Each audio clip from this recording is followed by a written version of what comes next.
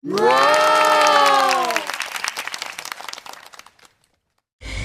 ស្ងាត់បើ YouTube បើមានការ update ច្រើនមែនទែនបងប្អូនយើងបើចង់ដឹងថាបើមានការ update អីខ្លះបាទតាក់ទងទៅនឹង monetization តាក់ទងនឹងការរលុយបាទតាមដានទស្សនាវីដេអូនេះទាំងអស់គ្នាបាទក្រោយពីបើ Wanda បាទចេញបទ set បាទតាក់ទងទៅនឹងស្នេហាពេលនេះបាទ YouTube ក៏ដូចជាបាទដៃថ្មីបាទកំពុងតែបាទ set ដូចគ្នាបាទចង់ដឹងថា set បាទមូលហេតុអីបាទតាមដានទស្សនាទាំងអស់គ្នាបើយើងដឹងហើយថាមួយថ្ងៃនេះបើមានការ update បាទពី YouTube បាទតាក់ទងទៅនឹងបាទ creator បាទ partner បាទការធ្វើបាទ YouTube បាទរលុយជាមួយនឹង YouTube គឺបើមានការ update បាទខ្លាំងមែនទែនបាទធ្វើដងបាទពិបាកបន្តិចបាទសម្រាប់បងប្អូនយើងទាំងអស់គ្នាបាទទើបតែនឹងបាទចាប់ផ្ដើមព្រោះថាកាលមុនគឺមកដល់បច្ចុប្បន្ននេះក៏មិនទាន់ update ដែរទេបាទតខែ2នោះបាទឆ្នាំក្រោយបាទ2027បាទយើងដឹងហើយថាបាទ YouTube បាទ update នេះតាក់ទងទៅនឹងអីខ្លះ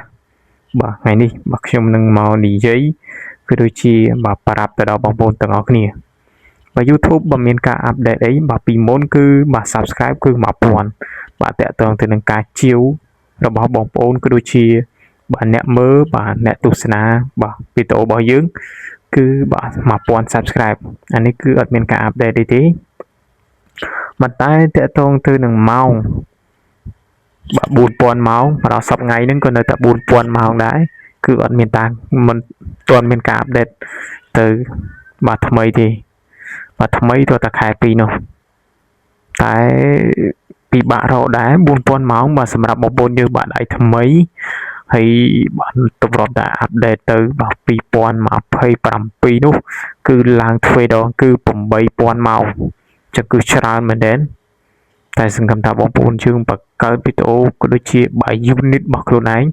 បាទធ្វើមិនឲ្យមានអ្នកទស្សនាបានច្រើនហើយបានម៉ោងច្រើនដែរហើយតើតើទៅនឹងបាទ short វីដេអូក៏ដូចគ្នាបាទឡើងទ្វេដូចគ្នាបាទពី10ទៅបាទ 20k 20m 20k ហ្នឹងងាយលើហើយអញ្ចឹងបាទបងប្អូនយើងបាទចង់រលុយក៏ដូចជាបង្កើតចំណូលបន្ថែមបាទធ្វើការបាទ